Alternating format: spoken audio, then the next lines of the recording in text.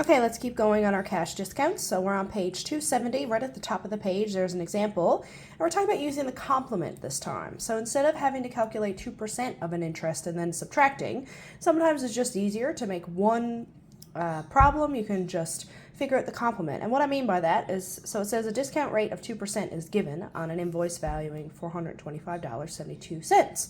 What is the net amount due? Okay, so if we know they're going to get 2% off, would you agree that therefore that means 100 take away 2% equals 98? So they're going to pay 98% of that total invoice. So this is using the complement. So what that does is it saves us to have to make two calculations. We can actually just make one. We need to figure out what is 98% of the invoice total, and that'll tell us how much they're going to owe after they get the discount.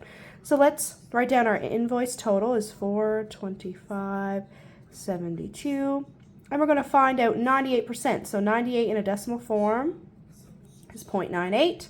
When we do that math, we find out that their net remaining on that invoice after they've gotten the discount is $417.21.